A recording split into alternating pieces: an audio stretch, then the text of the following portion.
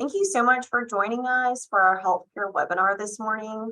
I'm Haley Upton, Marketing Coordinator of Events and Proposals at Ward & Smith. I'm going to be your moderator this morning. If you have any issues with video or sound quality during the presentation, please reach out via the Zoom chat feature and I'll try and troubleshoot with you. Our speakers are happy to answer questions this morning at the end of the presentation. If you have a question at any time, please put it in the Q&A chat box, which I believe is at the top or bottom of your screen. Michael, I'm going to turn it over to you. Hey, good morning, everyone. Can you see me, Haley? I sure can. Okay, well, great. All right, well, we'll get started. Again, good morning, everyone. My name is Michael Fields, and I am a healthcare attorney with Ward & Smith. I also wanted to welcome you to our combined healthcare and employment law webinar. We have a very busy agenda this morning, so I'm going to go ahead and get us kicked off. For my part of the webinar, I wanted to discuss two recent updates regarding telehealth. This summer, to coincide with the 32nd anniversary of ADA, the Americans with Disabilities Act, HHS and the DOJ jointly issued guidance as part of their continued commitment to ensuring that telehealth is accessible in a non-discriminatory manner.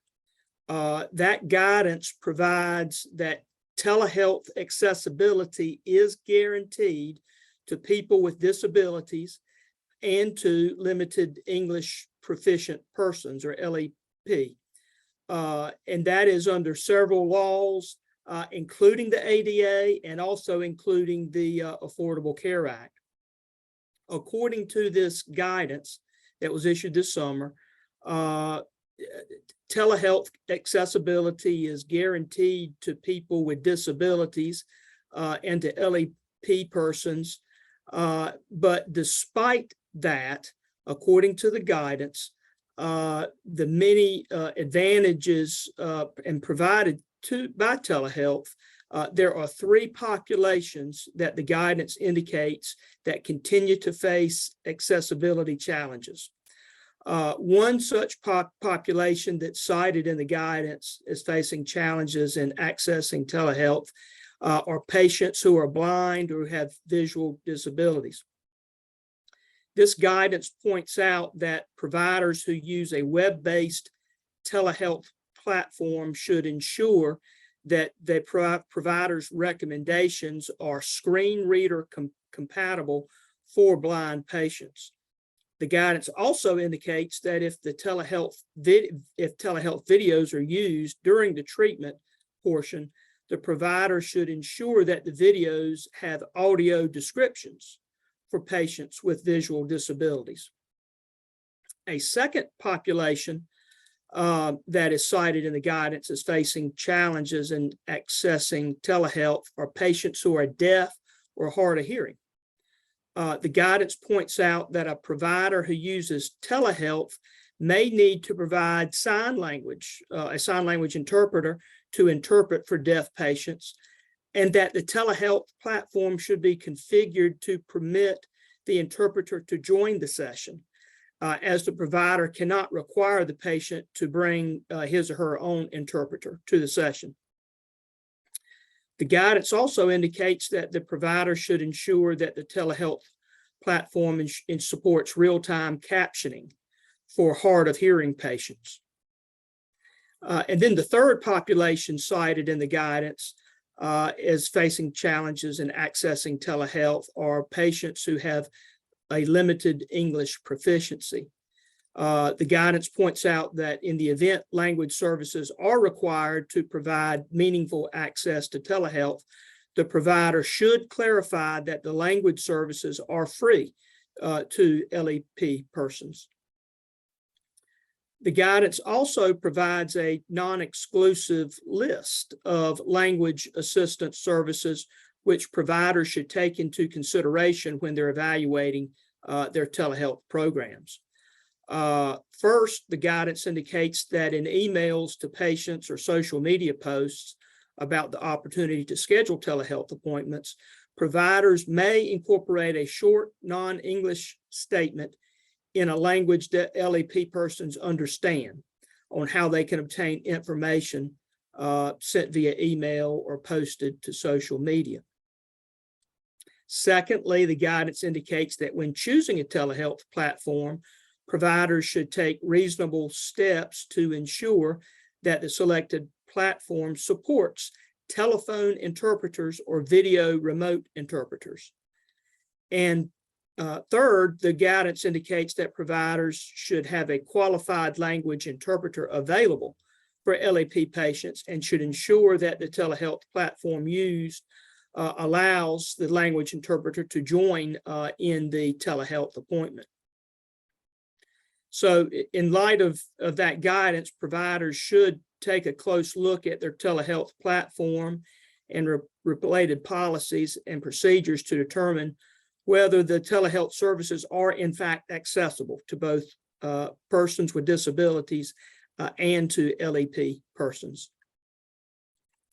The second update that I wanted to mention also occurred this summer, and that is the OIG, the Office of Inspector General for HHS, issued a special fraud alert advising practitioners to exercise caution when entering into arrangements with purported telemedicine companies.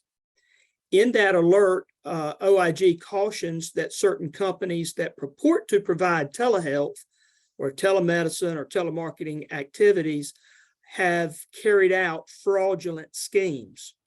And the guidance or the alert points out in two ways in which those fraudulent schemes are carried out. Number one, by aggressively recruiting physicians and non-physician practitioners. And secondly, by paying kickbacks to those providers in exchange for the ordering of unnecessary items or services. Commonly, those services that are part of these schemes include DME or genetic testing or other prescription items. According to the OIG, the fraudulent schemes have varied in design, have varied in operation, and have involved a variety of individuals and providers and vendors. They often include call centers, staffing companies, and marketers. The alert identifies 7 suspect characteristics in these fraudulent telehealth arrangements. One characteristic that is provided is the recruitment of patients by a telemarketing company, a sales agent, a recruiter, a call center that advertises free or low out-of-pocket cost items or services. A second characteristic given for these fraudulent schemes are encounters in which a provider does not have sufficient contact with or information from the patient to be able to meaningfully assess the medical necessity of the items or services ordered or prescribed. A third characteristic is the compensation of providers based on the volume or value of the items or services ordered or prescribed, which may be characterized to the provider as a compensation based on the number of purported medical records that the provider reviewed. Number 4 is the furnishing of items and services only to federal healthcare program beneficiaries. Number 5 is the carving out of federal healthcare program beneficiaries, notwithstanding the fact that the entity may bill federal healthcare programs. Number 6 is the furnishing of only one product or a single class of products, such as DME, genetic testing, and so on, and the restriction by the telemedicine company of a provider's treatment options, to a predetermined course of treatment. And then the seventh characteristic given by the OIG of a fraudulent scheme is an expectation by the telemedicine company that the provider does not follow up with patients. And the telemedicine company failing to furnish providers with information required for them to follow up with patients.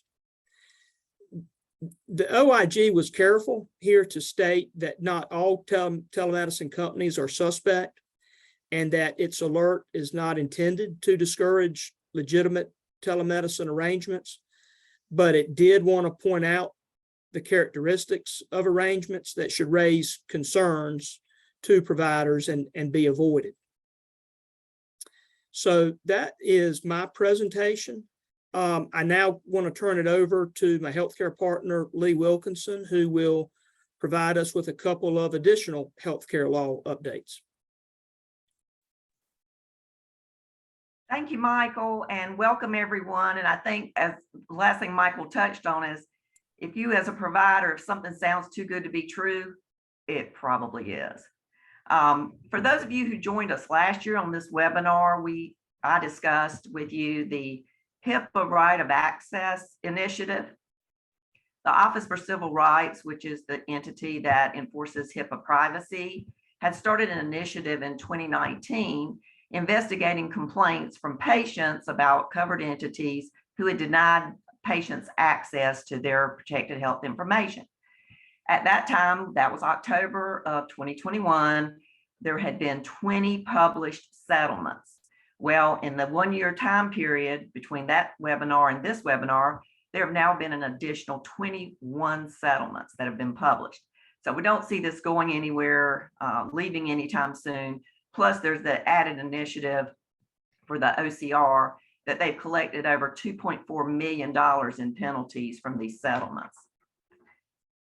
The right of access is in the privacy regulations for HIPAA and states that a patient has the right to access and obtain a copy of their protected health information.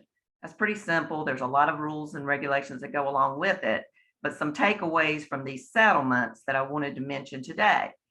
If the OCR, the Office for Civil Rights, contacts your office and says that a complaint has been filed against you, whether it's for this HIPAA right of access or for any other reason, please do not ignore them. In over 50% of the settlements, it was mentioned that the OCR had to notify the covered entity on more than one occasion. I'm sure that this played into their willingness to settle and the amount of the settlement. So respond promptly if the OCR contacts you for any reason. Second, don't let it get that far. If a patient requests their records, pay attention to it. Yes, there are some exceptions where you can deny access, but they're very limited and you'd want to document it very carefully. But train your staff, have policies and procedures in place. This is something that's being looked at both from the OCR standpoint, and also it could impact your license to practice. The patient has the right to access their records, and a denial of that could cause you to have an investigation by your licensing board as well. Okay, it sounds pretty simple. The patient comes in, they ask to access their records or they ask for a copy of their records. You have 30 days to respond. Sounds pretty simple. And in most cases it is. But there are a lot of other aspects of this rule that get a little complicated. For instance, not only the patient, but a patient representative has the right to make this request. Well, who's a patient representative? How do I confirm that this person is indeed a patient representative who's authorized? How do I know if this particular request might fall under one of the exceptions where I can deny access? Well, those are things that we deal with every week. So give us a call. Also, the Department of Health and Human Services has a good website, hhs.gov/HIPAA, and a section called HIPAA for Professionals that really has a lot of frequently asked questions and information about how you can comply. Now, just to make your lives a little bit more difficult or interesting, I guess, the 21st Century Cures Act, which was enacted in 2016, contains the information blocking rule. And that prohibits actions by healthcare providers that are likely to interfere with the access, exchange, or use of electronic health information blocking. And today, October 6, 2022, is a keynote day for the information blocking rule. Up until this point, a limited set of information, electronic health information, was subject to the rule. Today, congratulations, all electronic health information becomes subject to the rule. So all electronic health information is defined similarly to electronic protected health information, or EPHI, under HIPAA. Except for psychotherapy notes are excluded. Anything that's been created in anticipation of litigation has been excluded. And of course, de-identified information has been excluded. But your medical records, your billing records, your claims records, case management records would, if they're in electronic format, would apply. So I mentioned in the HIPAA right of access, when a patient requests their records, you basically have 30 days to respond. However, if the information blocking rule would find a violation if electronic records are not provided without unreasonable delay. Okay, unreasonable delay. What does that mean? Well, when we look at the frequently asked questions that have been posted by the Office of the National Coordinator for Health Information Technology, which has information blocking coordination, it states, and I'm going to read this to you, it would likely be considered an interference for purposes of information blocking if a healthcare provider established a policy that imposed delays on the release of lab results for any period of time in order to allow the ordering clinician to review the results, or in order to personally inform the patient of the results before a patient can electronically access those results. Interestingly, I actually heard on Good Morning America, Dr. Jen Ashton talking about this yesterday. And from a patient standpoint, I know that in the past, if I've had a biopsy or I've had a lab test, if there's a result that may require additional testing or some further treatment, my physician has either called me or had me come back into the office to discuss those results with me. But under the information blocking rule, if you maintain a patient portal, whereas I as a patient can go on and log in and get information about my medical condition, then you are required to post those results simultaneously with your receipt. Now, there are a few exceptions. They're very limited, but this is a sea change in terms of how most practitioners have practiced in the past.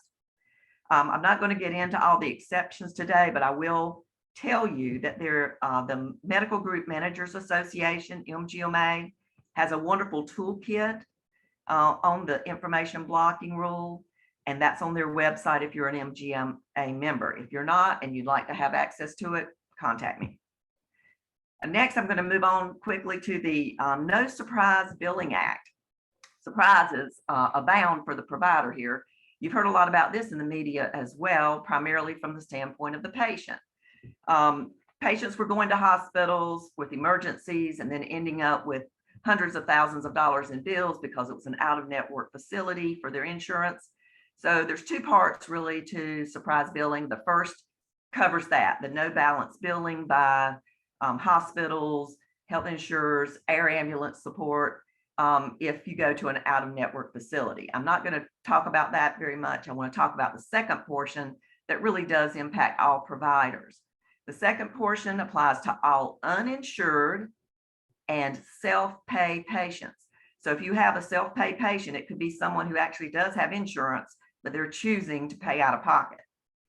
The second portion requires the provider to give this uninsured or self-pay patient a good faith estimate of all the charges or costs of service that they are going to provide to them upon the patient's request or in advance of a service that's being scheduled.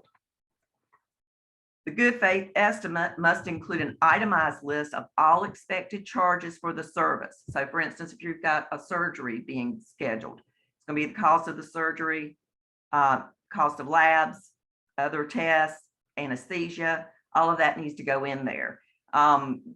This has been touted as a way to provide transparency on the cost, so there's no surprises for the patient, and also to allow the patient to compare prices across providers. During this first year, 2022, you're not required to go out and get a good faith estimate from all the co-providers to add an exact amount in your good faith estimate. But in 2023, you will have to. So I say, go ahead and do it now, get used to doing it.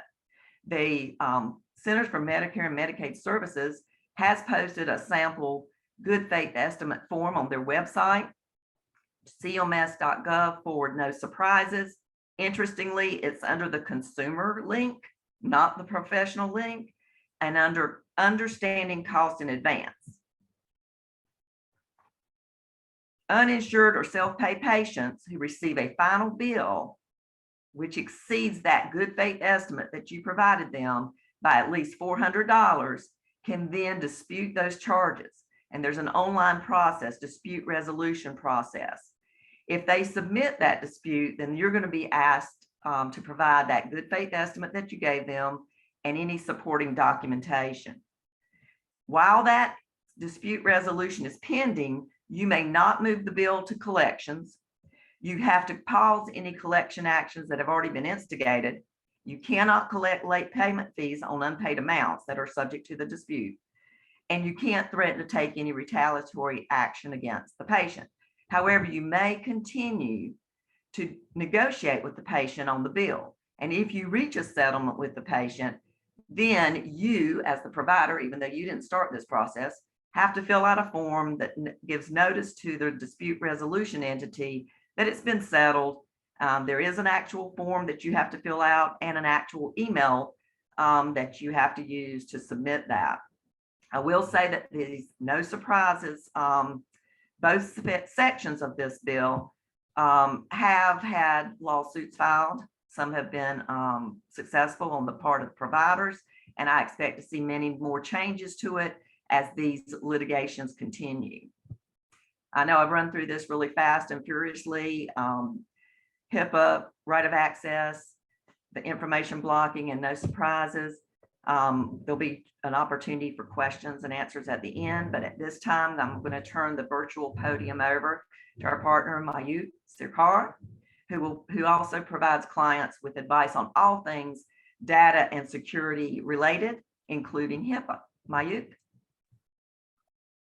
Thank you, Lee. Really appreciate the introduction. I'll be discussing not just HIPAA, which I'm sure most of you are already compliant with or know enough about, but just what other data privacy aspects are out there that might be impacting healthcare or clinic-related circumstances. So what we're seeing recently is there's an increased just interest from patients about their data privacy matters. So you can see here almost more than a supermajority, 92%, 93% of patients saying that they have a right to privacy and they want to know how their data is being used. 80% of patients want opt out of data usage, 75% want the more stricter opt into data usage. And then we're seeing this interesting new band that's come up recently about a majority and higher than a majority of patients expressing concern about their data being used against them in some way to either take away opportunities or harm them or their loved ones. And our sources say a majority of people are unclear, but I would say most people are unclear about what rules exist. And I think that has to do a lot with the current landscape of the data privacy laws in the books. You, of course, have HIPAA, which most of you are familiar with, that covers the healthcare information that Lee and went into detail about prior to this. But then we're also seeing states rolling out privacy acts. This, of course, started in 2018 with GDPR in Europe, where data privacy is a fundamental right, followed soon by California, and now we're seeing other states jumping on board. This doesn't quite impact North Carolina-based companies yet, as North Carolina has not enacted a privacy act. And of course, incidental treatment of patients from out of state wouldn't make you subject to those acts as well. But what it does do is create this patchwork nightmare where different states are enacting different laws. So as part of that, the federal government recently has come out with the American Data, or started discussing the American Data Privacy and Protection Act that's in Congress right now. Before I get too far into this, I forgot to mention that I will actually not be around for the Q&A portion. So if you have any questions while I speak, please feel free to submit them in the Q&A or chat portion of the Zoom platform. But with the American Data Privacy and Protection Act, the idea is to kind of coagulate all of these different privacy acts of states and provide one clear overarching privacy protection scheme, which will impact not just healthcare data, but also your personal data, which is becoming a more and more concern in today's world as data breaches and cyber attacks become more and more common. For instance, between 2018 and 2021, we have seen a large increase in cybersecurity attacks. As you can see, up to 45 million in 2021. And that has to do with the types of data that physicians and clinics and healthcare services are collecting. You have of course, your patient personal information, name, address, email address, potentially financial information, social security number, that's at risk, but also this sensitive information, right? That there's data concerning health, there's data concerning potentially genetic conditions or just genetic data, biometric data, and of course, recently things like sexual orientation data and things like that, which could become large targets for bad actors in the cybersecurity world. And this kind of data concerns things that we don't even think twice about providing, right? Like if they ask you that if they can use this data they're collecting, oftentimes, even if it's optional, we provide it. And that's become more of a concern with the recent overturning of Roe versus Wade, which has of course brought pregnancy and abortion rights into the limelight, but that data is often housed in healthcare service providers' networks. Recently, we found out that the courts have held that third-party data apps, such as period trackers, are not protected under federal rules and can be shared with other entities. Health and Human Services have stated that clinics don't have to share abortion records unless they show up with a court order, sorry. So it does have this potential for really sensitive information being pulled out of servers and networks of healthcare services, which of course leads to our large cybersecurity risks. We of course have your external malicious cyber attackers, right, who are trying to leak personal information that they can use themselves for identity theft purposes, for financial purposes, but also because it's healthcare and sensitive information, we're seeing that data being used for things like embarrassing people, blackmailing people, impacting people's employments, personal lives. And of course, recently, again, with the abortion bans coming into play, so COVID restrictions, things like that, it's even having legal implications for these individuals whose data are being breached and exposed. COVID-19 surprisingly provided a unique opportunity for these cyber bad actors. I know I was, and I'm sure a lot of you were very curious as to what was happening on a day-to-day basis with COVID-19. It was very fast moving, there was a lot going on. And so they found that to be a great way to get into people's networks by providing phishing links saying, click here if you want to learn more about COVID-19 in your area. And, you know, most people didn't, but some people may have, and that allowed them to get into their networks and then take advantage of vulnerabilities in their virtual private networks or communication tools. This was particularly recently one of the things that came to our attention was employee at a healthcare service provider got a phishing link, they clicked it, the cyber actors got in, got their credentials, increased the permissions to admin level, and then downloaded an innocuous looking telecoms app, which in today's day and age doesn't even bat an eye. And then they waited. couple of weeks for things to die down. No one noticed. And then they went in through that app, got access to the server, and pulled out a lot of data. So this is happening in a very easy way. And that reminds us of, things like maybe we should take a look at our servers and make sure the apps that are on there should be on there. We're not seeing anything weird, something that we didn't authorize being downloaded. Mishandling of patient data is the second one. This is more of an internal issue than an external cyber actor. Of course, we have things like improperly sharing patient data, making sure you have consent is always a good thing. Failure to properly secure the data on your servers or when you're transmitting.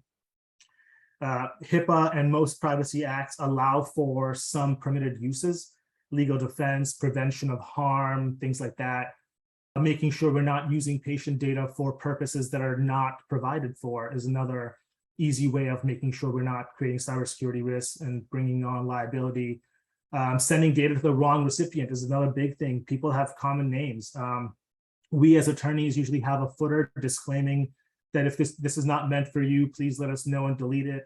This, of course, we've seen that also increase in the healthcare field. It doesn't prevent the data going to the wrong person, but it shows the regulator that you're thinking about it and you're taking actions to at least mitigate what you can.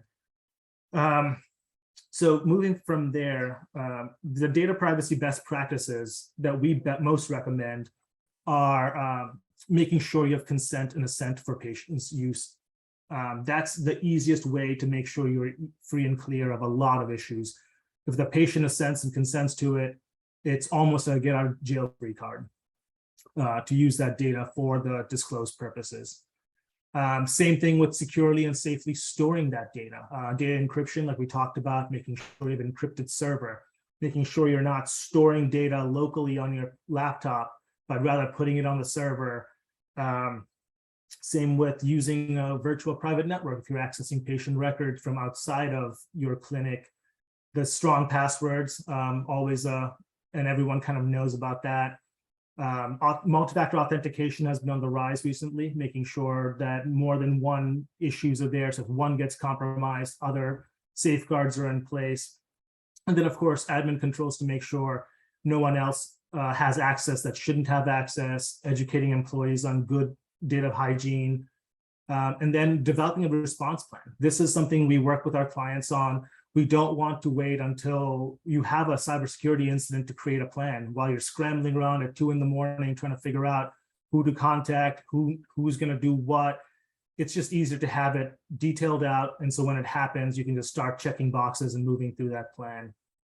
And the last is more of a physical protection of not leaving patient records laying around. We have had issues with laptops being left in taxi cabs, hotel rooms, things like that.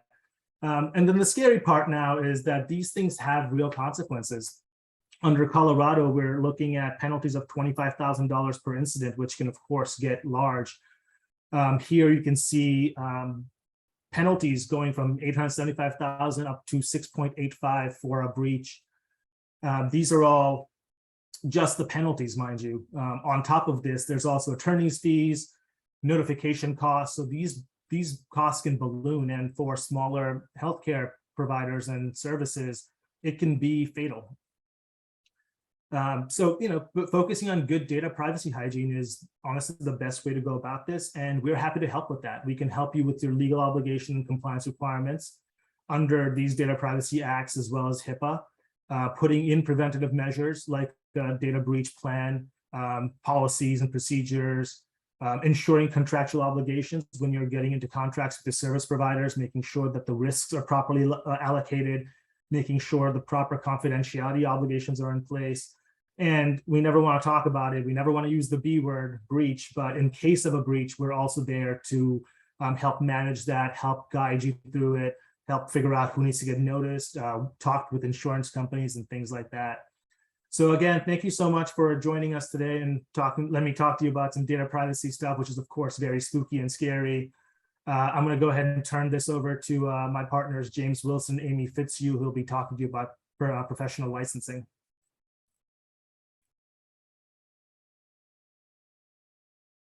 Thanks, Mayur. Amy and I had the healthcare professional licensing practice at Warden Smith, we're going to do something a little bit different with our time. We want to talk with you about things that have been around for a long time. Michael, Lee, Mayuk all talked about some new developments, some things that are on the horizon or getting a new emphasis.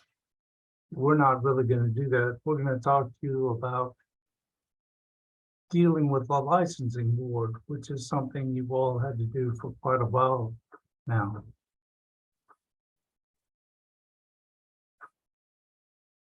We're hoping to make you better prepared and more confident about your licensed professionals and their licensing boards and how best to deal with them.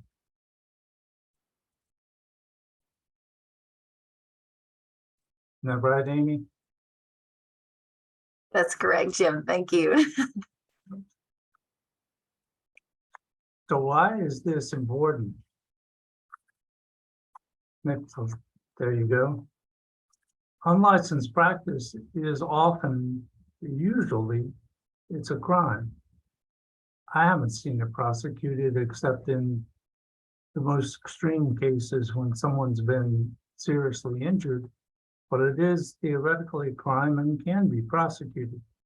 Unlicensed practice is also something that the practitioner can get sued for.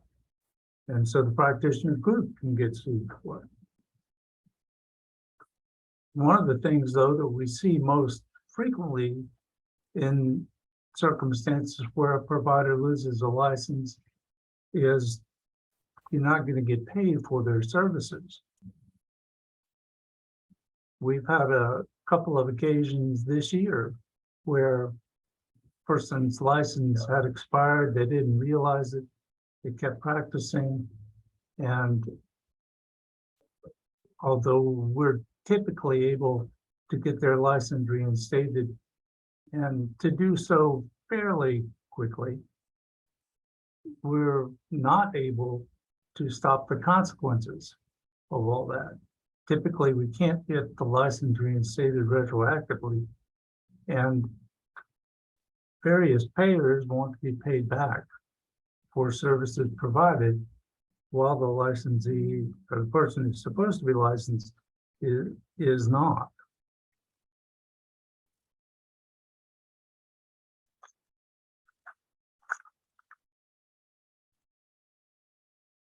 Next slide, Amy.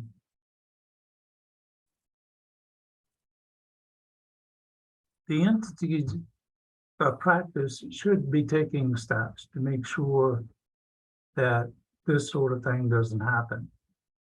Practice should be periodically verifying the licensee's credentials. One of the issues is all the different boards have different means for doing this. Typically now, though, it's online, and so it's really no more than a matter of checking the board's website. Again, though, the difficulty is the various boards have various rules and schemes for renewing the licenses. The medical board, for example, has licenses renew every year on the birthday. The nursing board does it a little differently, don't they, Amy? They do. They require every 2 years for their RNs and LPNs, and the APRNs are yearly. So one thing you might want to do is come up with a policy for how you're going to handle this and make sure that everyone maintains their license in current status. You might want to get involved in doing that yourself, but don't do it entirely by yourself. We've seen a number of circumstances where the practice submits the renewal on behalf of the licensee, but the practice doesn't know that they have had a criminal charge, or the practice doesn't know some other aspect of their life that is a mandatory disclosure to the board. And submits a renewal application on behalf of the licensee that has some problem with it that's later discovered and leads to trouble. So it needs to be a collaborative process between the practice and the licensee to keep the licenses current. And Jim, I would also just highlight that sometimes it also happens that if the facility is doing it themselves, that they will forget, and the professional retains the statutory responsibility to renew. And if I've seen the nursing board not be very sympathetic with the fact that someone did it for them instead of them doing it themselves. And while it might mitigate, it doesn't relieve their responsibility. Agreed. I don't know of any board that would excuse a licensee because they say, well, somebody else was doing it for me. The board really only has regulatory authority over the licensee and says, that being the case, it's your responsibility to make sure it's done in timely fashion, and it's correct. If there's any failing in that, the board is going to look first to the licensee.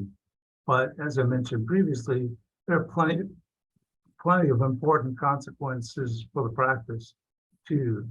So I encourage a joint responsibility that the practice have in place policies and procedures to make sure that this gets done. One important part of that is just making sure that the various boards know how to communicate with your licensees, make sure that their addresses are current, both physical address and email address. It's often not a great idea to have those either be entirely the practice or entirely the practitioner's home. But if possible, I would encourage both. One other thing to consider is that malpractice insurance does occasionally cover the practitioner for some of these licensing board inquiries. Sometimes they'll pay a lawyer directly, sometimes reimburse you for what you have paid the lawyer.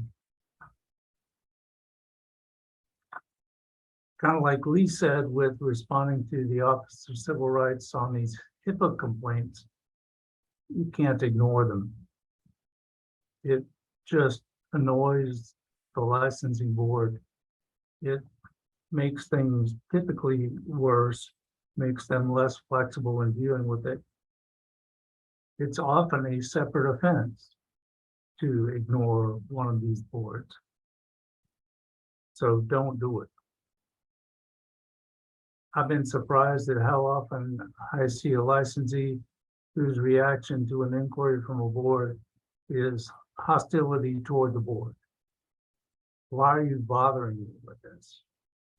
Can't you tell that this patient is just complaining? Those kinds of things. That's not a helpful response. Typically just makes the licensing board wonder if maybe there is something wrong with the licensee. One thing though that has arisen in the last, say, 10 years is people contacting licensees purporting to be licensing boards or other regulators, but they're really fraudsters. Enough so that various agencies, including the DEA, the medical board, and the nursing board, all have notices prominent on their websites about these scams. What did you usually say about those, Amy? Yes, it's become quite the problem in the last several years, and licensees, I should say I was the chief legal officer at the nursing board prior to joining Jim in private practice. So I'm familiar with dealing with a lot of these. It's very unsettling for a practitioner to get a phone call from someone from their licensing board, and they want to do everything they can, of course, to make them go away. And it's a common thing apparently lately to call a practitioner and purport to be the medical board or the nursing board or the FBI. And the red flag would really be that they're asking you to go get a money order and send it to this address, and this investigation will go away. Eventually the practitioners, there haven't been a whole lot that I'm aware of that actually fell for it, but some of them have, and it has been quite financially a hard hit practitioner who will mistakenly fall for this and financially spend lots of money before they figure out that this is a fraud. And there's really nothing to be done about it, because there's nothing for the nursing boards to do, the medical boards to do, and finding these people are sometimes very, very hard for law enforcement to find them. So being aware that these folks are out there, and to contact the medical board yourself, or, hang up. They're not going to do, this is not the way in which the boards are going to reach out when they're looking at a professional. If they call you and they tell you you need to urgently go get a payment card and read me the numbers, it's almost certainly a scam. So how do these things usually unfold? Rarely it's an in-person visit. If it is, that does typically imply some urgency.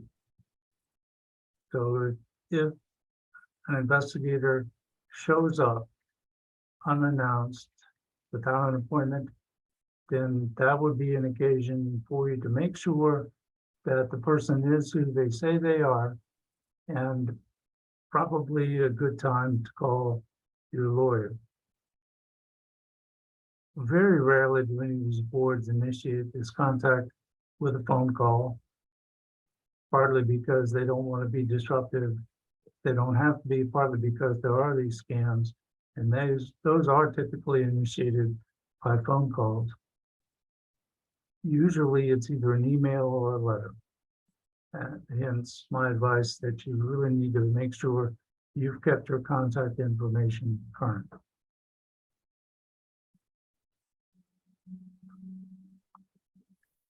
So we're going to move into some of the more popular ways that licensees find themselves, and I'm going to focus, and I think you can hear us focusing on the doctors and nurses and those that are regulated by those two boards. The next slide, Haley. So one of the big ways, of course, as Jim's already talked about, is failure to renew the license. As he said, that is the authority to practice. And I would say that this is, at least for the nursing board, kind of the holy the biggie that draws their ire when it comes to not having the authority to practice. The medical board requires by law for a practitioner to regularly renew their license, and they do this every year, annually. The nursing board does not have the authority to discipline like the medical board does. So if you've not renewed, that can be a grounds for discipline on your license. The nursing board doesn't have any grace period inside of theirs in statute, but they've built in into their policies some grace for sanctioning and their reactivation. Lots of practitioners forget to renew their license, and I can tell you that again, that is while there are grace periods inside the nursing board, they are it becomes something that they are very take it very seriously beyond a certain point. It's worth mentioning at this point for the nursing world that there is a coordinated licensure system through the National Council of State Boards of Nursing that all of the nursing boards across the country belong to voluntarily the NCSBN National Council. They have this coordinated licensure system where they can communicate to show in real time actions that have been taken against licenses. And they also have, as part of that system, what they call e-notify, which would allow you to sign up all of your practitioner, your nurses that practice with you, and you can know what's happening with your nurses, because a lot of them have licenses in other states, and if action is taken, you would know quickly. This also provides a way for timely notice for renewal. So they will notify practitioner and would notify you if it was set up that way to renew a license. So there's a really nice way to be able to be notified. And again, it's called the e-notify. I typically advise renewing on or before the expiration date. So not taking advantage of the grace period, partly because I've seen some payers, Medicaid in particular, it seems, will place the person in some sort of suspended status if their license shows as past due, even if it's within the grace period.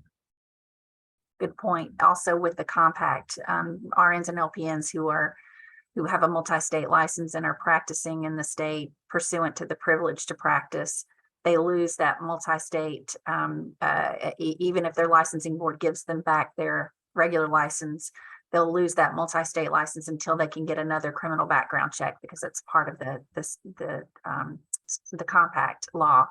So very good point, Jim. Also, continuing education, if it's not complete, that's another way to draw attention from the licensing board. The medical board has the authority to discipline for not completing and can suspend the license. They require 60 hours over the 3-year cycle period, and there's no minimum per year, but 3 of those have to be in controlled substance CMEs.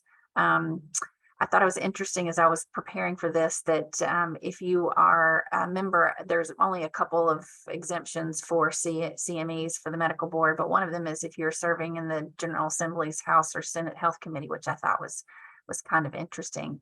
The nursing board doesn't have the authority in statute to discipline for this. However, they audit, and if you have failed to do the CEs that you acknowledge that you have done on your renewal application, that can bring itself the next year your inability to renew after that. So there is those issues as well. So, and of course, we've already talked with you about the professional retained statutory responsibility.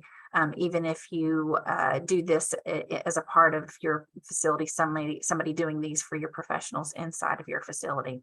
Jimmy, anything else on that aspect of registration? No, I think you covered it in. Okay. Some of the other more common ways that we see practitioners get themselves sideways with their licensing board would be the sexual misconduct with the patient, errors, medical errors, inappropriate prescribing of controlled substances, and impairment on duty. I would say that for both of these boards, any kind of misconduct sexually with a patient is going to get your license suspended, and there really is no mitigation on that. So it would be very important to remember that these boundaries are very important for the professional. Medical errors, of course, draw the attention. The nursing board is very much focused on the just culture and in looking at actions from a not what the bad outcome is, but what caused the error in the first place. And so, that is something that having an attorney who can help walk you through some of those and advocating for them to make sure they're looking at those things in that way, because that is something they do subscribe to.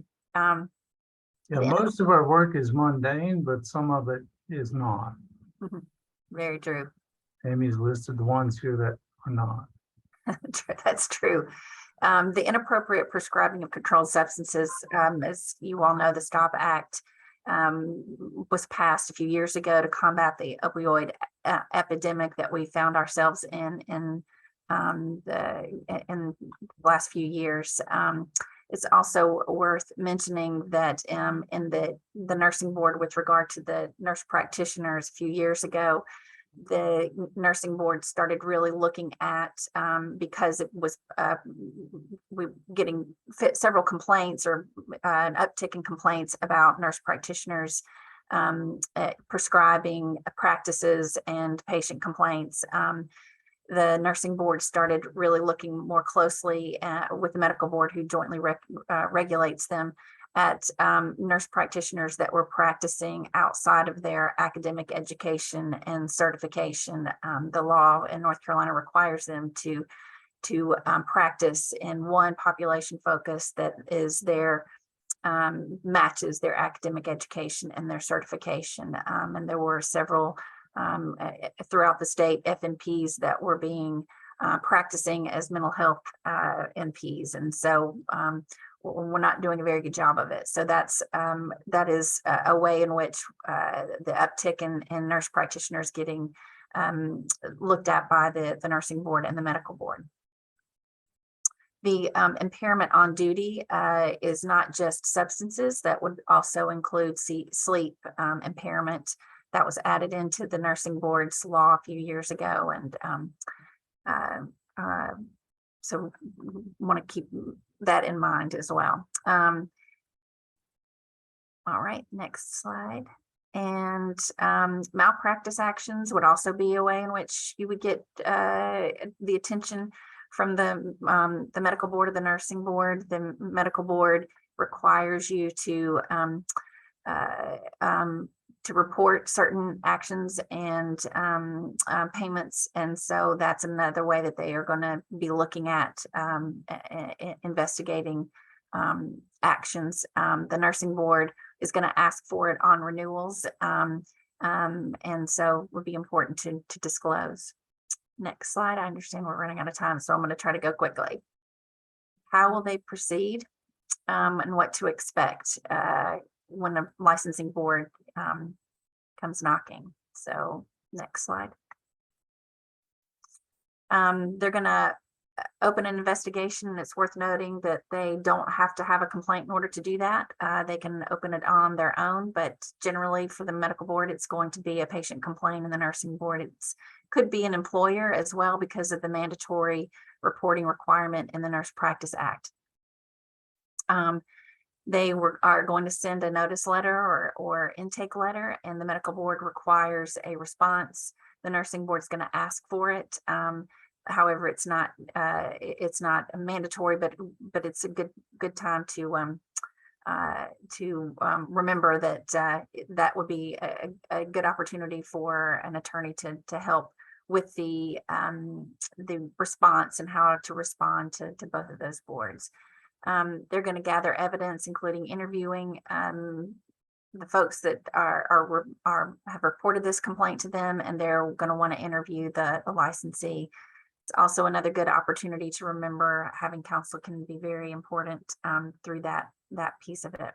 The medical board will make a charging decision. The nursing board operates through approved protocols at a staff level, and then they progress through the due process after making an offer to licensees. Next slide. Strategies for response. We would tell you to take it seriously. This is your property right, and hiring an experienced lawyer can be a very important step with that. Certainly knowing the players involved and how to respond professionally and appropriately. Setting the tone with full cooperation. Obstruction could be criminal. Also avoiding it altogether can be grounds for discipline. Partial cooperation is likely just going to irritate the investigators, and they're your best avenue for mitigation, making them feel that you are taking it seriously and being cooperative is important. Being professional and open, and that you have nothing to hide. Ask questions. Even though they arrive unannounced with a subpoena, checking the credentials, calling their licensing board, calling your attorney would be an appropriate way to respond at that point. Complying with lawful demands. So if they show up with a subpoena or order, they may have the right to have those things, but they will also understand that you may want to talk to your attorney about how to respond to that, and being able to not give the medical record right then, maybe being able to provide copies in a timely fashion. Express yourself well and professionally. Again, don't argue with the investigators. And remembering the big picture can be very important. Often the best outcome is to avoid a dispute altogether and to settle early and inexpensively. Experienced counsel can be invaluable for this, and can also help fix what might have caused the problem to begin with. It benefits the entire healthcare system in that way, and it benefits the practitioner by keeping the trouble from returning. Okay, so I think I went over time and I apologize. So I'm going to kick it to Ken, who leads the firm's labor and employment practice group. His practice experience encompasses various areas of employment-related litigation. He advises clients and litigates cases involving all forms of employment discrimination, wrongful discharge, and breach of employment contracts. Ken? Thank you, Amy. And I have to thank Michael and Lee. They're so kind enough to invite me to present at this healthcare webinar, and in the past, the healthcare seminar that we put on an annual basis. And we've been making these presentations for years. And this year we have a couple new issues or items. First, I don't know that you got a full introduction to Jim Wilson and Amy Fitzhugh, but Jim was the very first in-house attorney for the North Carolina Medical Board, and Amy was the first in-house attorney for the North Carolina Board of Nursing. So they have just come to our firm this year, and it has significantly increased our bench strength on professional licensing, particularly in the healthcare arena. The other new issue from last year, you'll think back to this time in 2021, and we were getting ready to, we had just left the Delta variant, and we're getting just into the throes of Omicron. Well, for the first time since March of 2020, 2.5 years ago, we're not going to focus on COVID today. I've probably done over 50 either virtual or in-person presentations in the last 2.5 years.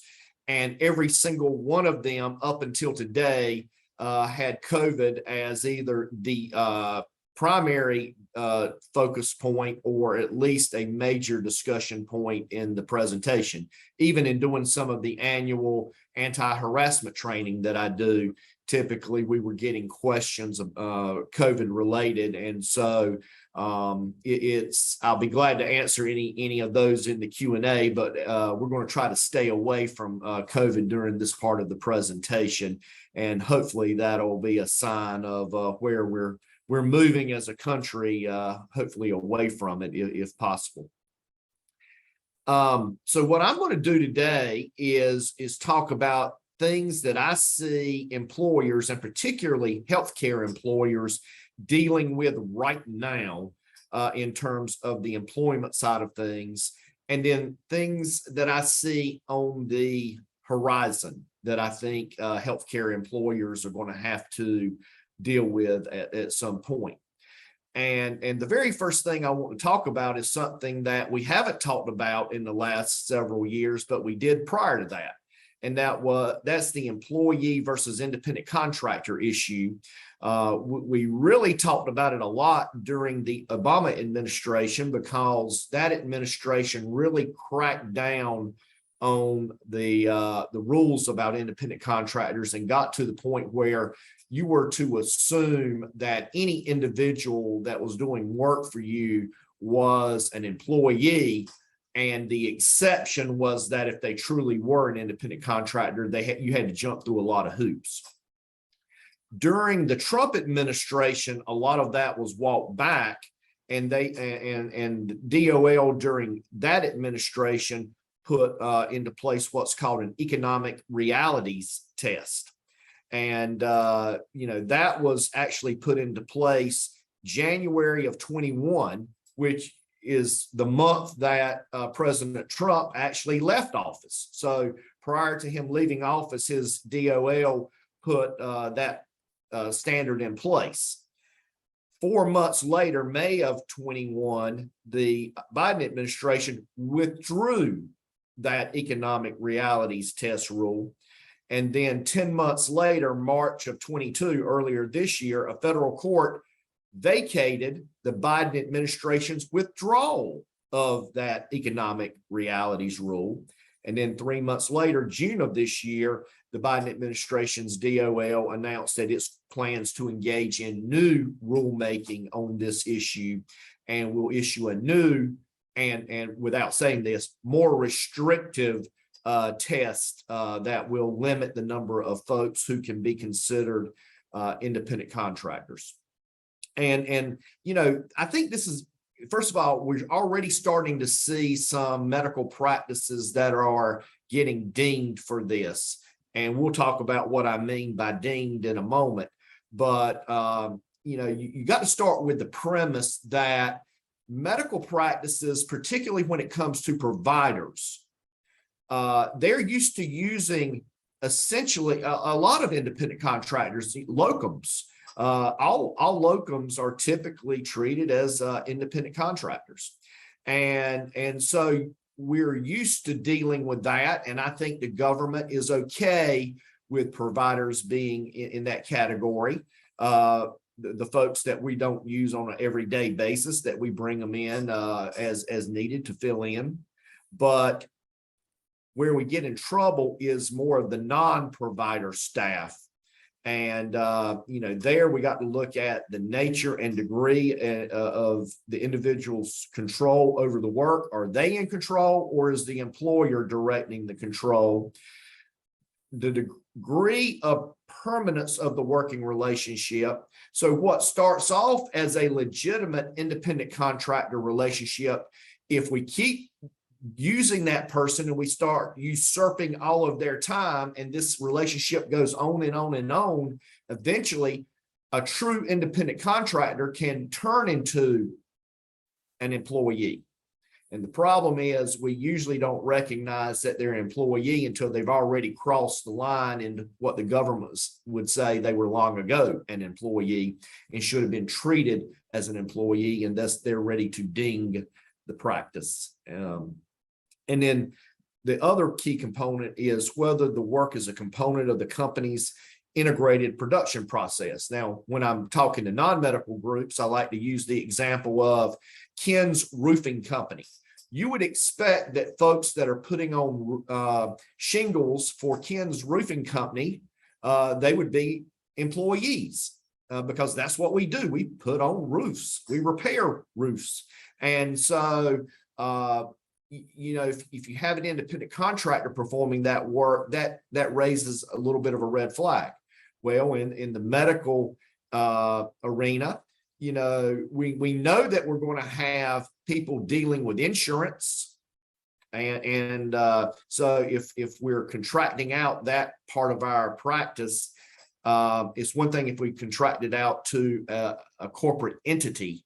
It's another thing if it's an individual, and particularly if that individual is coming in and working in the office and has a dedicated office and they take direction from the office manager, then, well, most likely that person is going to be deemed an employee. So do I think this is a problem? Yeah, I actually know it is, because we have clients that we're having to assist with this very matter. I also have a relative that works for a medical practice that is and I've looked at the attendance list, larger than anybody that's on this list. And I can tell you that I am aware of the fact that they are in violation of this very rule. And I'll explain what their situation is without disclosing who it is, because they're not a client of our firm. So I could actually, but I'm not going to disclose confidences. But anyway, there's this department that is, as a result of COVID, has gone completely virtual or remote. They don't have to go into the office. And historically, they have used a number of contractors, and the contractors are doing the same type of work that the people in the department are doing, but they were filling in almost like a locum situation, but these are not providers. These are more like computer analyst type folks, that type of thing. And anyway, and they often hire some of these contractors to come and do the same work that they were doing as contractors for them as employees. Well, it was one thing when everybody was in the office, all the employees, and then you had these contractors who you limited the amount of work they got. You only did it for maybe a 6-month period, and then you were mandated that you get a new contractor to fill it. But when they let these contractors go on indefinitely, they're doing the exact same job, and they're doing it essentially 40 hours a week.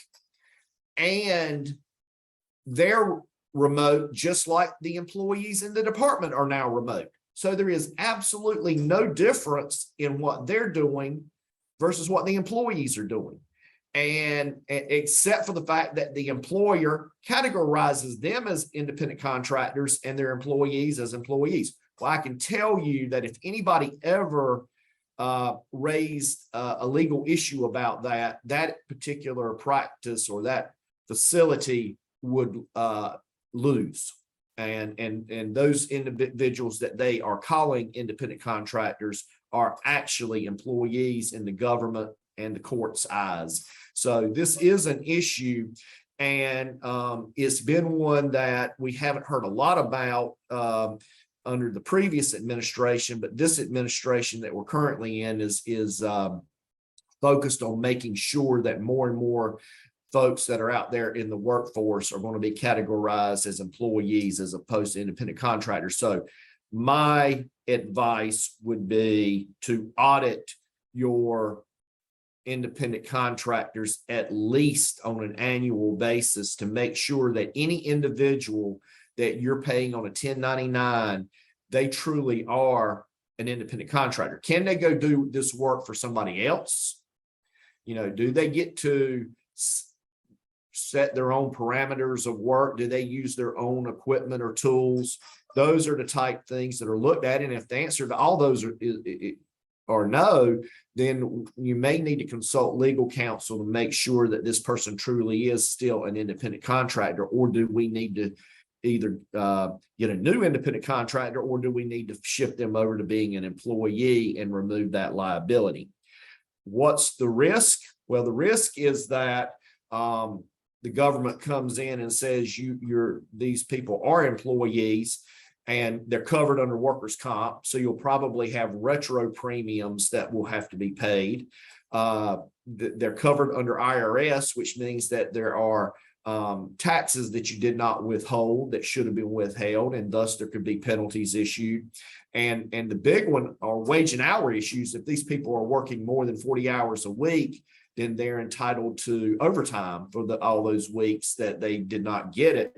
And so that figure, as we've seen in some cases we've been involved in, can get to the 6-figure point very quickly. So it's a serious issue, and one that I would suggest you do audit and pay attention to on a periodic basis. The next issue I wanted to talk about that we've talked about in the past, but again is starting to get a renewed focus, and we're starting to see the government get very interested in this, particularly the United States Department of Labor, is the exempt versus non-exempt issue. Obviously, with exempt employees, they're going to be paid on a salary basis. And for non-exempt employees, they're going to be paid either on an hourly or salary basis. But in either case, they're going to be entitled to a premium pay, in other words, overtime for any hours worked over 40 in every work week that they do work over 40. And we first start off with, before we even get to talking about their duties, because their duties are what's going to determine whether they're exempt or not exempt. But before we start talking about the duties, we first have to start talking about the salary. And you may recall when we were doing these presentations back in the middle of the last decade, during the second Obama administration, that administration proposed to raise the minimum salary that an exempt employee had to make to be exempt. During the Obama administration, the number was $455 a week, which equates to $23,660 on an annual basis. And that figure had been in place for more than 10 years. It had not adjusted up. And so what the Obama administration had done, they proposed to raise the annual to more than double the figure. And the annualized salary was going to be in excess of $48,000. There was litigation that was filed against the Department of Labor. And I remember it occurred in November of 2016, right? It was after the election and while Obama was still in office, and a federal judge in Texas enjoined the rule starting, and then it got appealed to the Fifth Circuit Court of Appeals. Then the Trump administration took over, and that administration just let it die on the vine. Then during President Trump's 4-year term, his DOL came with a more moderate approach, and they did in fact increase the number to $684 on a weekly basis, or $35,568 on an annual basis. So that's what it currently is. So if you've got somebody that you're treating as an exempt employee and thus not paying overtime if they work more than 40 hours a week, at a minimum, they must be making on an annualized basis at least $35,568. Now, why am I making a big issue about that? Because this is what is going to be on the horizon. The Biden administration has said that it is going to raise that rate. And the Biden administration may only be in office another 2 years, or 2+ in a couple months. And so that tells me that this process is going to get kicked into high gear in 2023. And it doesn't matter who has the majority in Congress. This is a Department of Labor rule. And so even if the Republicans take over both houses of Congress, Biden's DOL can still issue this rule and increase it. And you could say, well, how about if there's litigation over it and they stop it just like they did Obama's? Well, there likely will be litigation.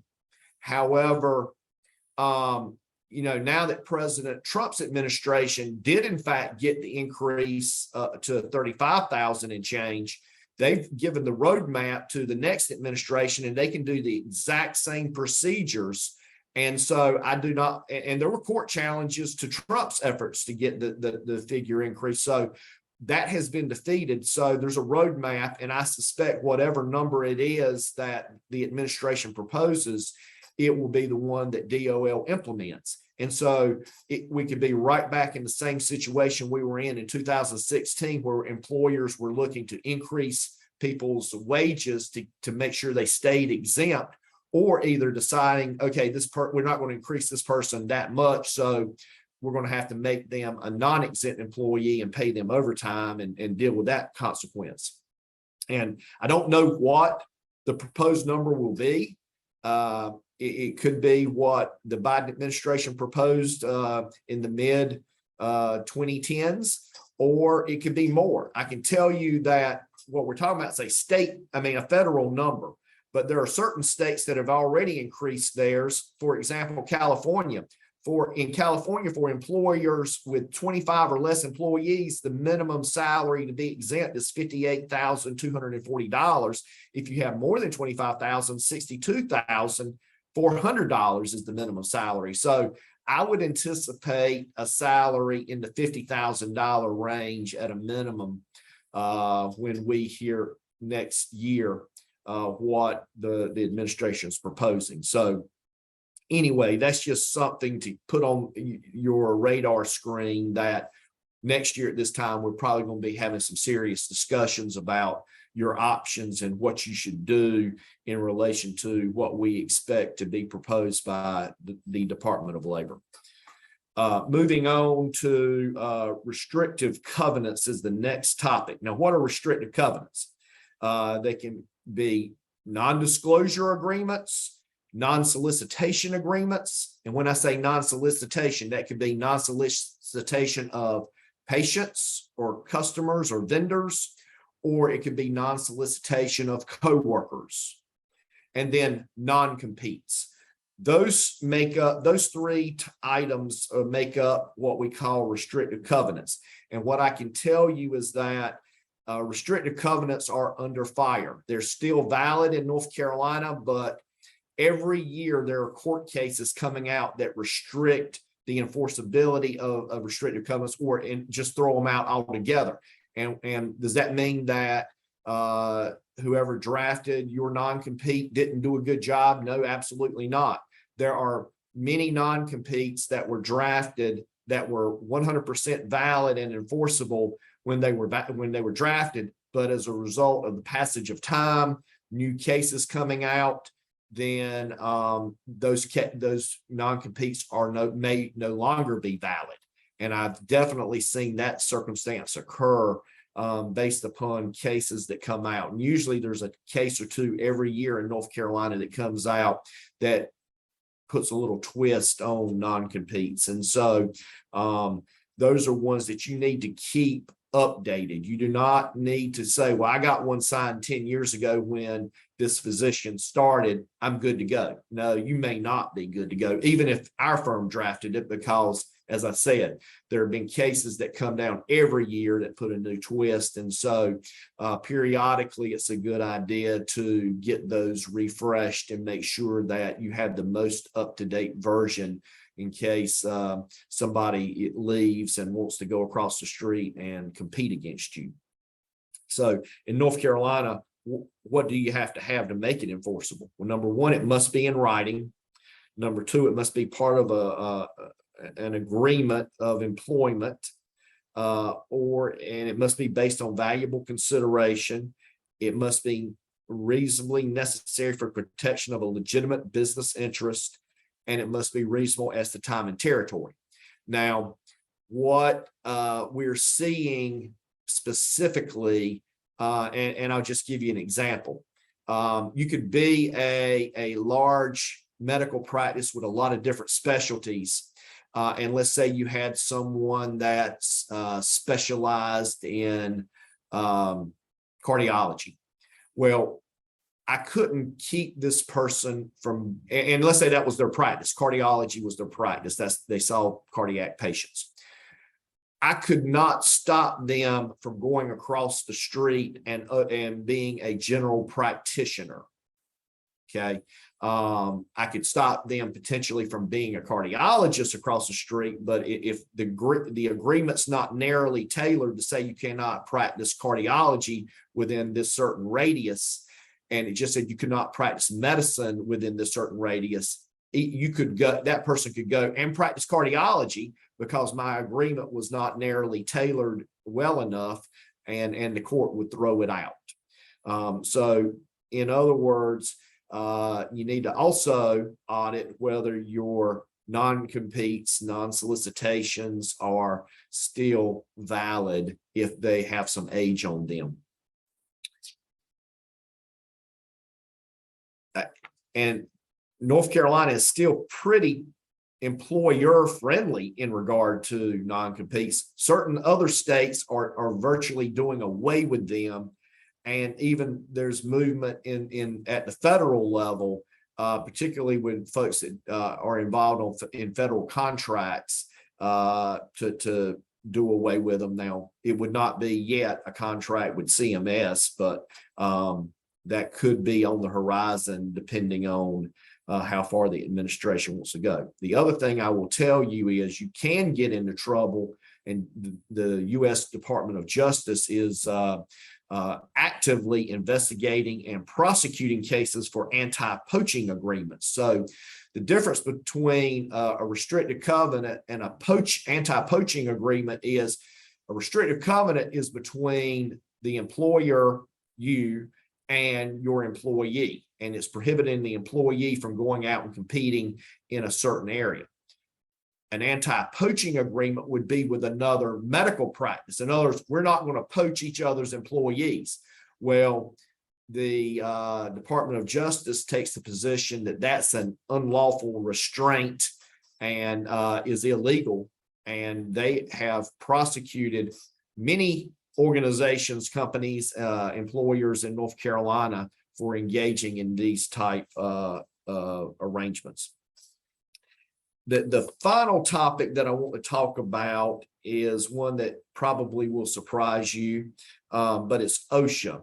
Well, actually, I want to talk real quickly about National Labor Relations Act and then OSHA. All right, National Labor Relations Act, and you say, why are you talking to us? We're medical people.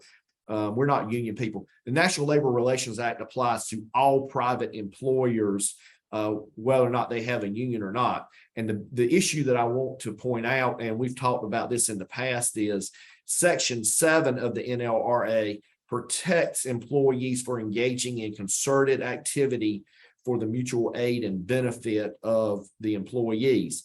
And all you have to have are two employees communicating. They can discuss salary with each other, even if you have a prohibition against that. They can discuss concerns about working conditions like safety, wages, bonuses, and they're protected even if they badmouth the company on social media. So if you have an employee that's badmouthing the company, don't immediately take adverse action against them. You do need to consult legal counsel to make sure that they are not engaging in protected activity. And then finally, OSHA. During COVID, there were a number of complaints against medical practices or to OSHA because of COVID issues. I mean, the employees didn't think that their employers were taking sufficient safety precautions. Well, we've seen that carry over to other issues within the practice.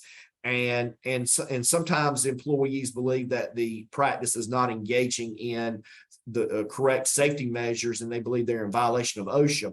Well, the practice may not be, but you can't take adverse action against that employee if they have a good faith belief that you are engaging in unsafe practices, even though they're wrong. They have a right to be wrong without having adverse action taken against them. And in North Carolina, it's called the Retaliatory Employment Discrimination Act, RETA. And it says that you cannot take retaliatory discharge actions for somebody filing or even threatening to file an OSHA complaint.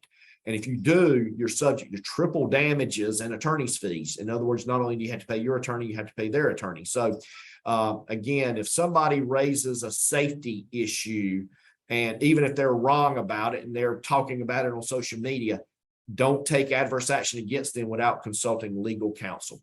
Well, with that, we're at the conclusion of the presentation portion. And now everybody's going to turn their cameras back on, and we're going to take any questions that have been submitted either during this presentation or that were pre-submitted by folks. Haley, do we have any pre-submitted or questions that have come up during the presentation? Yeah, excuse me. Thank you all so much. Lee, I have a question for you. Have any North Carolina providers settled HIPAA right of access violations with OCR? Yes, they have. In fact, and these are published, so I can say who it was. Wake Health Medical Group in the past year actually settled with OCR, where a patient requested their records back in 2019. They failed to provide the records, even though the patient had paid in advance the fees for the copies. They were fined $10,000 and had to enter a 2-year corrective action plan, which basically means OCR is getting regular updates from them and having reports filed on their compliance. Great, thank you. And then our next question is for Ken. Ken, during your presentation, you mentioned that restrictive covenants are under increasing scrutiny and often get struck down for being unreasonable. And even though they were reasonable when the document was drafted, are there any alternatives to non-competes that are more likely to be upheld by a court? Okay, well, that's a great question. And as I had said in my presentation, you need to be looking at those on a regular basis. However, an alternative to a non-compete is a cost share agreement. And that's one that Michael Fields frequently will draft at the request of a client. And we typically in the past have done it just for physicians, but over the past year, we've actually done it for some mid-level providers as well. And a cost share agreement, basically, it doesn't prohibit the employee from going across the street and working for a competitor. However, it says that if you do within, if you go to work within a certain radius, within X number, X period of time after you separate from employment with us, then you have to pay this calculation as a cost share. And it's essentially a fee to pay for that person's recruitment and some of their overhead. And oftentimes it's a sizable number that would discourage someone from competing against the employer. But, then you would ask the question, well, why is that different than a non-compete? Well, actually, our partner, Troy Smith, is the person that invented the cost share in North Carolina. And our firm has actually litigated that issue up to the North Carolina Supreme Court. And the Supreme Court agreed that a cost share is not a restrictive covenant or non-competition agreement, and thus it was upheld. So at least up to this point in time, courts have not had as much scrutiny with cost shares as they have had with restrictive covenants, non-competes, those type of things. And typically we work, either Michael or Lee works with us in labor and employment, and we come up with a version that makes sense for that particular practice. But it is, in my opinion, a better option than a restrictive covenant, because a lot of restrictive covenants are getting challenged nowadays. Thanks, Ken. Michael, have you got anything you'd like to add about cost share? The only thing that I would add is Ken is absolutely correct in everything he said. The only thing that I think is maybe a caveat is that the lower courts will oftentimes try to distinguish a cost share from a non-compete. And so we all have to be careful not to push the envelope but so far, and try to keep the cost share that we draft going forward as close as we can to the cost share that was given the thumbs up by the Supreme Court, years ago. So just because you call it a cost share doesn't necessarily mean that a lower court is going to say it's a cost share. So we try to keep it as similar as we can to what has been blessed by the Supreme Court. Great point. That's exactly right, because we do clients often ask us for a template to, that they can use for all of their hiring decisions. It's like with providers. And sometimes when a dispute arises, we ask them to get, okay, well, give us the executed document. And when we get it back, we see that the client's changed it to some extent. And sometimes they've changed it such that you don't recognize some of the provisions in there. And they can actually invalidate them without knowing that that's what they're doing. So very good points, Michael. And Lee, have you got anything you want to add about that, or you good with everything that Michael and I said? Yeah, I just wanted to point out that the reason that the non-competes are not favored by the North Carolina courts is because they are seen as, it's a public policy argument that a patient should have the right to choose their provider, and the non-competes restrict them from doing so. And so I think the cost share, we can go in and legitimately say, hey, we're not stopping them from doing anything. We're just saying, if you choose to do this, then you have to pay us, reimburse us for some of the out-of-pocket costs we incurred in bringing you to our practice, getting you up, marketing, all the licenses we had to purchase, the personnel we had to add. So I think that's why it's become more acceptable. But we still, like you said, have to be very careful, because the bottom line public policy argument is, does this restrict a patient from having this person that they've chosen to be their provider? Right. Now, one other point I'll make is you don't want to have a cost share and a non-compete in the same document. It needs to be one or the other. And it was okay at one point, but now it's one that you don't want to do it that way. And so again, that's why if you're going the non-compete route, you need to have somebody take a look at it if they're, a few years old, just to make sure that we're still good. And so, some of our practices on a regular periodic basis get all their shareholders or partners to re-up. They'll pay a one-time bonus and get the most current version with the bells and whistles. And so and we can help walk folks through that if that's something that interests any of you. Haley, are there any other questions? There are no other questions. So with that, I wanted to thank everybody for being in attendance today. Following this, and I'd also like to thank all of our speakers. That was great. Thank you guys.